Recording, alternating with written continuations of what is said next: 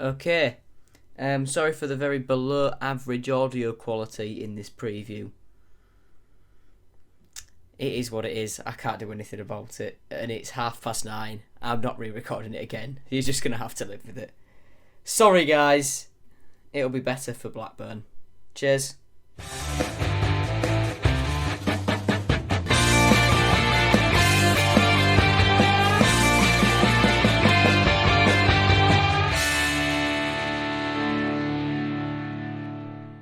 Before we get into the main bulk of this preview, because we've started a new month, I have to declare quickly my player of the month for August 2021. And I'm going to pick our top goal scorer so far this season with 2 goals, KEANE Lewis Potter. Well done, Keano. Not sure how many of these he's won. Let me count. He's won 1, 2, 3. So this is his 4th player of the month. Well done, Keano. And now, on to the main bulk of the preview for Swansea versus Hull City on Saturday the 11th of September. 3 o'clock kickoff at the Swansea.com stadium. Match details there. I am of the belief that there is no stream from City this weekend as we cross the border to Wales. I won't be there. I know you're all gutted for me. I've done Swansea away before though. It was a fun day. A very fun day. Anyway, team news then. Malik Wilks looks set to return from a calf injury sustained on the opening day of the season as Hull City crossed the border to play Swansea City away in Wales. Wilks was on the wrong end of a bad challenge during the 4-1 win against Preston North End at Deepdale and has missed all 4 league games since, plus the Carabao Cup exit at the hands of Wigan Athletic. George Monka returns from his 3-game ban, having been shown a red card in the 3-0 defeat to QPR at the MKM Stadium. George Honeyman is nearing a return from an ankle injury sustained towards the back end of last season, but this game will come just too soon for our 2020-21 player of the season. Honeyman will also miss the midweek trip to Blackburn Rovers in front of the Sky Sports cameras, but should be available to face Sheffield United at the MKM Stadium on Saturday the 18th of September. Alfie Jones has picked up a thigh injury earlier this week and will miss the trip to the Swansea.com stadium. He is rated as, quote, touch and go by Grant McCann for the midweek visit to Ewood Park, but should return for Sheffield United's visit to Hull. Josh McGuinness picked up a hip injury in training a few weeks ago, which meant he missed the 0-0 draw with AFC Bournemouth and an international duty with Northern Ireland. Grant McCann has said that we will, quote, we'll see where he's heading into the weekend, but it would be a nice boost if we had him back for us as well. And team news continued. And Callum Elder and Matt Smith have both been on international duty with Australia and Wales respectively. The on-loan Manchester City midfielder started the 0-0 draw against Finland and was an unused substitute in the other 2 fixtures in World Cup qualifying, in the 3-2 win against Belarus and the 0-0 draw with Estonia in Cardiff. Elder made his Socceroos debut in World Cup qualifying, coming on as a substitute in the 3-0 win against China at the Khalifa International Stadium in Doha, Qatar, one of the stadiums for the 2022 World Cup. Elder was then an unused substitute in the 1-0 win over Vietnam in Hanoi. And Grant McCann has given no news on the availability of the duo, so I think Smith has more chance of featuring than Elder, who I don't expect to feature, because 1, jet lag, 2, it's a lot of time in the flight, 3, it's time to assess at the end of the day. Anyway, ref watch then. The referee this week is Keith Stroud. The 2 linos are Robert Merchant and Sam Lewis. The 4th official is Peter Wright, not the darts player. On to stats then. City had 3 shots against Bournemouth. Of those 3, 0 were on target. Wow.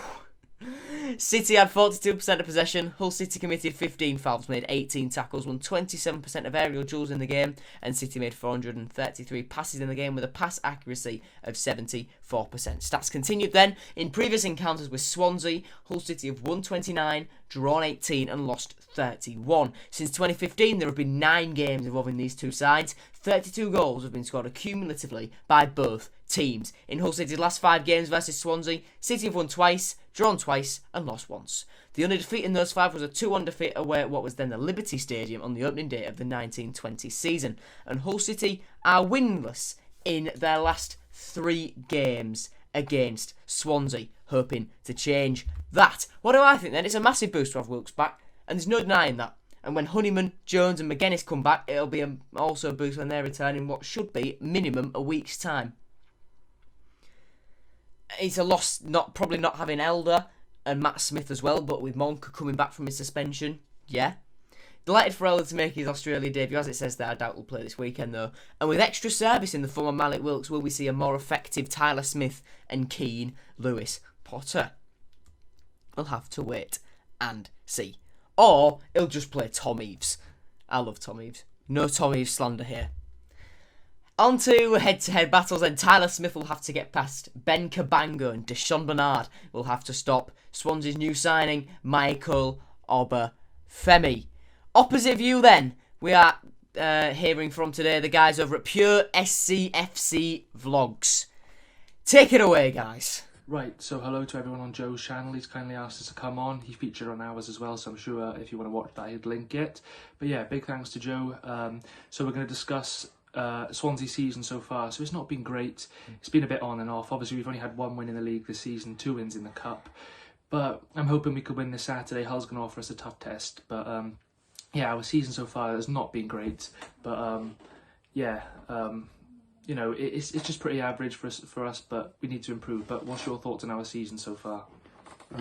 It's been just okay. As it's just been average. Obviously our last result against Preston was really embarrassing. We should have played a lot better.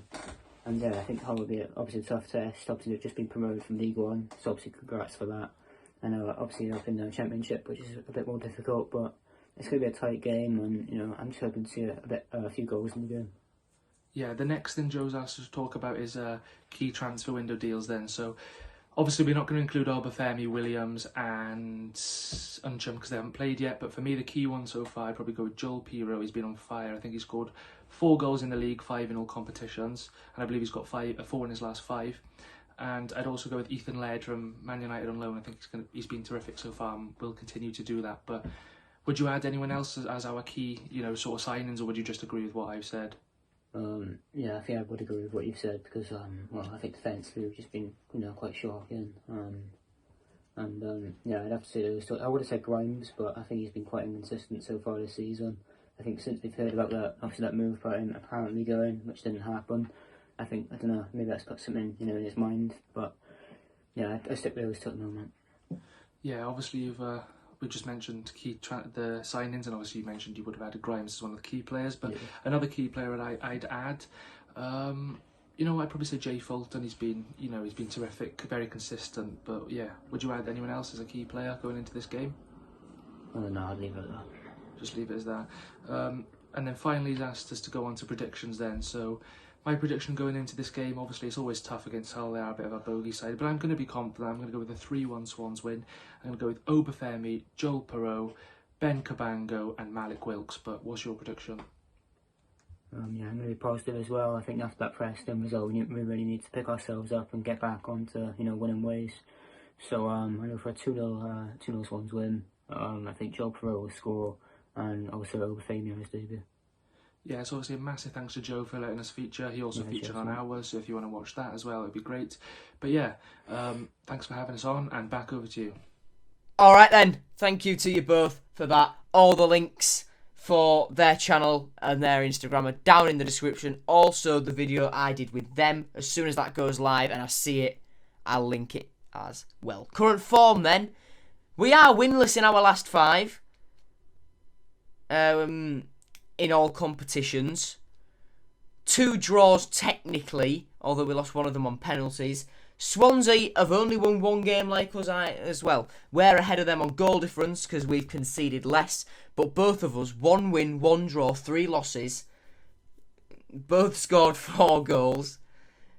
We've conceded 1 less than Swansea though. We have a better away record, but a worse home record, and that win for Swansea there against Plymouth was in the Carabao Cup. And league table, Fulham and West Brom I think will only continue to stretch their advantage as the top 2. It's going to be tough down at the bottom end this year. We're going to be fighting with your Peterboroughs, your Blackpools, the way the start to the season has gone. Your Sheffield United, your Nottingham Forests. I know I've angered someone who's probably going to be in the comments this time next week with that comment. You know who you are. You know who you are. Yeah, that's all there really is. Really, it's, you know, all the teams that are up the top end, I expected to be up there. Other than Stoke and Huddersfield, I expected Stoke to be sort of mid-table. And I said Huddersfield would get relegated. Birmingham have started well, so have Blackburn. Bristol City have not had a bad start either as we move on to the league statistics. They've got a decent away record, have Bristol City, and there are all of your other stats, including top scorers, most assists, best home and away records, and top scorers and best defences as clubs. So I think that's enough time for you to take that all in, have a little read. And now on to Around the Grounds on Championship Matchday 6. The Friday kickoff is Birmingham City versus Derby County, 8 p.m. at St Andrews. On Saturday, all of the games are 3 p.m. kickoffs, and they are AFC Bournemouth versus Barnsley, Blackburn Rovers versus Luton, Blackpool versus Fulham, Bristol City versus Preston North End, Coventry City versus Middlesbrough, Reading versus Queen's Park Rangers, Sheffield United versus Peterborough United, Stoke City face Huddersfield Town in a battle of two teams in the playoff places at the moment, and West Brom will face Millwall. And then on Sunday, just the one game, 2:30 p.m. kickoff, Nottingham Forest welcome Cardiff City to the City Ground. Memorable match, 7th of January 2017, KEANE Stadium, FA Cup, 3rd round. Marco Silva's first game as Hull City manager. Some fans, a large majority of fans, were boycotting it. There were only about 5,000 people, probably less, in the ground that day. But we won 2-0. Abel Hernandez and Josh Timon off the bench to win us the game. Jakupovic, he was benched after David Marshall came in under Mike Phelan. However, Marco Silva thought, you know what? I know what this guy's about. Get him in there straight away. And last time out, 14th of February 2020, KEANE Stadium in the Championship.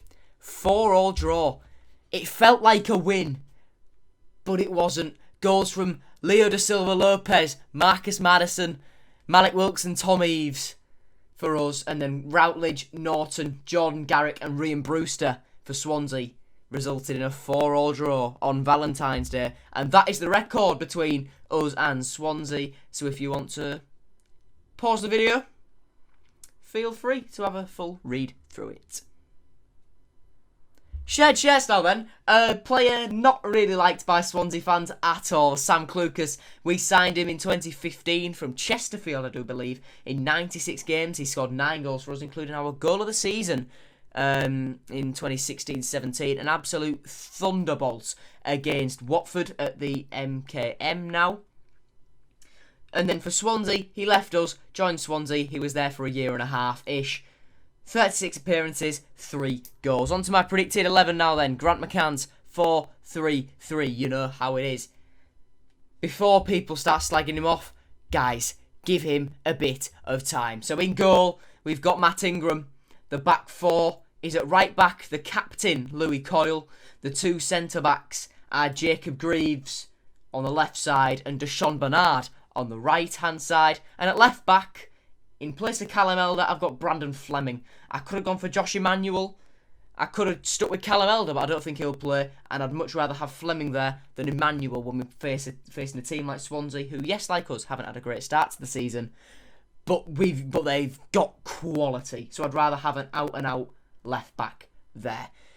In holding midfield, we've got Tom Huddlestone. And then the two central midfielders are Greg Docherty and George Monka. On the right, Malik Wilkes.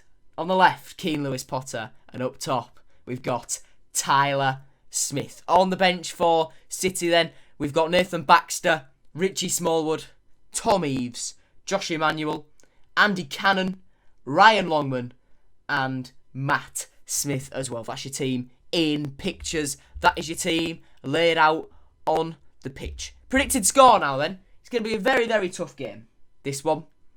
However, I can see us, with the added power that Malik Wilks will bring, winning this one 2-1. Hate me if you want.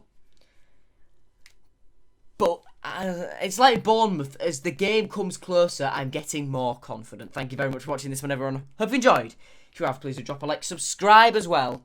And I will see you very soon. Goodbye.